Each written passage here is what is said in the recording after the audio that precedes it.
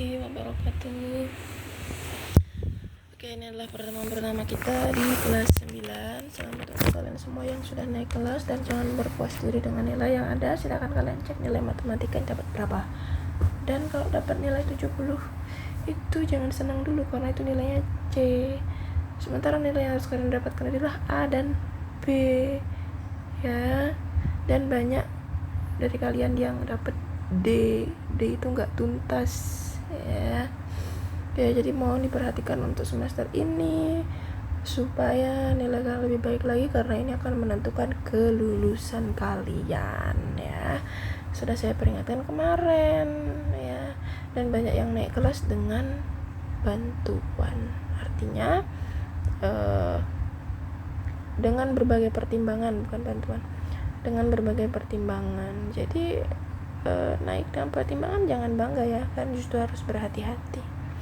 Ada 10 orang dan yang satunya udah nggak bisa tertolong lagi, ya. Kenapa nggak bisa tertolong lagi? Karena ya seperti itulah. Dan dari kalian kalau semester ini masih tidak ada perubahan, ya, jadi udah diperingatkan dari kelas 7 sampai kelas 9 nggak ada perubahan, ya sudah, nggak usah. Ya, kalian mungkin emang masih ingin belajar lebih lama lagi di MTS Negeri 2 Kota Waringin Barat. Oke, langsung aja kita akan membahas terkait dengan bab pertama, yaitu perpangkatan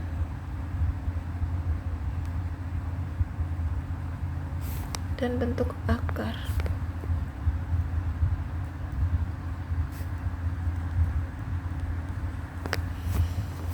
Oke, kalau perpangkatan dan bentuk akar itu artinya ngebahas tentang pangkat, lalu bahas tentang akar. Oke, sebelum masuk ke sana, saya akan memberitahu kalian tentang apa sih itu perpangkatan, ya. Jadi kalau kita di dalam kehidupan sehari-hari ini, ya, ada tumbuhan, ada hewan, ada manusia. Itu merupakan makhluk hidup yang terdiri dari sel. Sel itu adalah bentuk penyusun terkecil dari makhluk hidup, gitu loh, ya. Jadi kita masing-masing punya sel. Berapa jumlah sel yang ada di tubuh manusia? Kalau jumlah mata kan 2, tapi mata ini tersusun dari sel juga, gitu. Ada berapa sih total sel di dalam tubuh manusia itu? Ini masih nggak akurat, cuman orang mengatakan bahwa banyak sel pada tubuh manusia itu 10, 1, 2, 3, 4, 5, 6, 7, 8, 9, 10, 11, 12, 13. Nah, ini berapa ini? Baca coba. Panjang banget saya nulis kalau kayak gini. Nah, itulah pentingnya matematika, karena dia bisa menyederhanakan angka yang ribet kayak begini nih. Nah, kalau dalam dunia matematika nggak perlu tulis 0 sebanyak ini. Kita tinggal tulis begini. 10 pangkat berapa? Hitung nolnya ada berapa? Oke, kita hitung ya. Bentar. 1, 2, 3, 4, 5, 6, 7, 8, 9, 10, 11, 12, 13. Nah, berarti jumlah sel dalam tubuh manusia itu kurang lebih 10 pangkat 13. Enak kan? Ringkas, nulisnya cuma kayak gitu aja. Ya, itulah perpangkatan. Oke. Tapi tahu nggak, ada sel yang paling kecil, ya, yang dikenal di tubuh manusia, yang dikenal di manusia, bukan di tubuh manusia, ya. Sel yang dikenal manusia yang paling kecil yaitu bakteri. Jadi kalau sel paling kecil itu adalah bakteri, ya. Bakteri itu kecil banget karena kita nggak bisa lihat dengan kasat mata, harus pakai mikroskop, ya. Bakteri apa? Nggak semua bakteri, ya. Bakteri Mycoplasma. Dia punya diameternya itu 1 per, ya. Diameternya itu saking kecilnya tuh sampai 1 per, artinya 0, berapa gitu, ya. 1 per 10. 1, 2, 3, 4. Bayangkan betapa kecilnya, gitu loh. Jadi ini kalau ditulis di dalam perpangkatan kita tulisnya gini, 1/10 pangkat 4 ya. Tapi kita nggak mau pakai pecahan nih, bisa jadi tinggal 10 pangkat, kalau di bawahnya ini 4, dia naik ke atas jadi negatif 4. Jadi ini sama dengan ini. Nah ini pangkatnya negatif kan gitu. Tapi pangkat negatif bukan berarti bilangannya negatif, karena nggak mungkin diameter negatif ya. Saking kecilnya itu sampai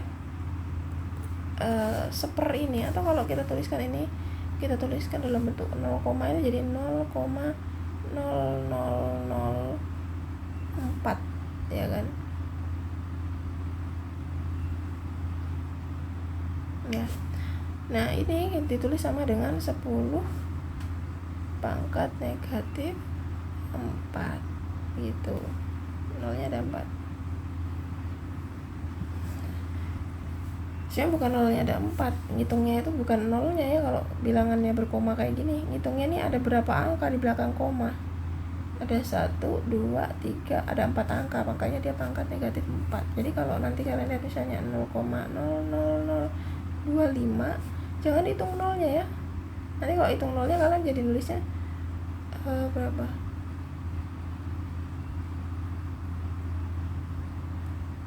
Enggak 10 ya. Nulisnya jadi kok ini 0,4, salah saya 1 bukan 4, sorry. 4 dapat 4 dari mana? Sorry, angka 1 di sini 1 ya. Nah berarti ini nggak berlaku deh, udah gini aja, udah 0,0001 jadinya 10 pangkat negatif 4, karena dia lihat dari belakang komanya ini ada 4 angka, jadi pangkat negatif 4. Kenapa 10? Karena di sini 1 gitu.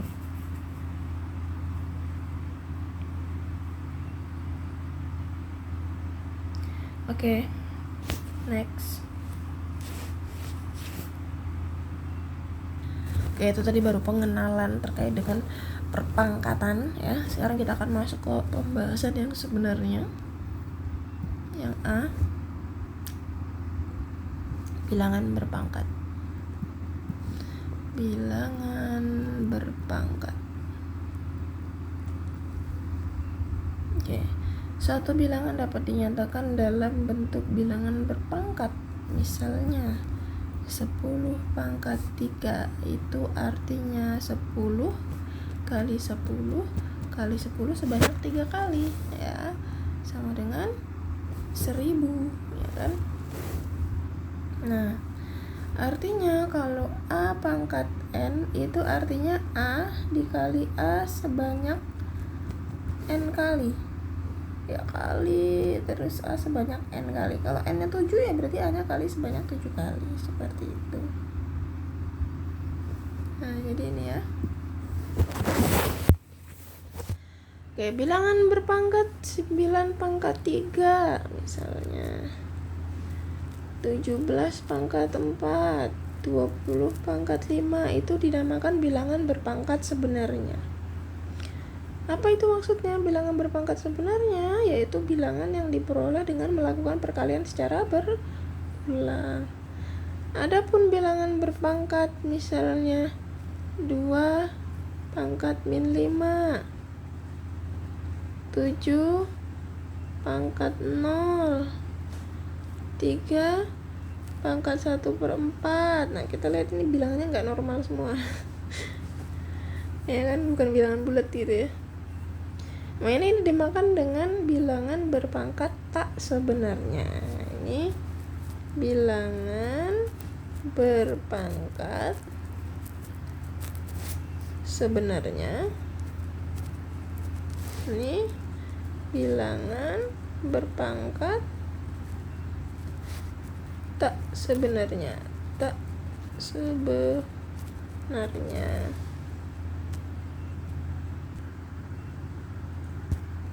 Jadi bisa kita simpulkan bahwa bilangan berpangkat sebenarnya itu kalau pangkatnya bilangan bulat positif, bilangan berpangkat tak sebenarnya itu kalau selain itu, seperti itu ya. Oke, kita akan membahas terkait dengan contoh ya. Nyatakan bilangan berpangkat berikut dalam bentuk perkalian berulang. Oke. Misalnya 6 pangkat 5. Perkalian berulangnya berarti 6 kali 6 kali 6 kali 6 sebanyak 5 kali itu 2, 4 kali 6. 7 pangkat 3 artinya 7 kali 7 sebanyak 3 kali. 8 pangkat 2 artinya 8 kali 8. Berapa 8 pangkat 2? 8 kali 8 berapa? 4 gitu. Berarti 8 pangkat 2 adalah 64.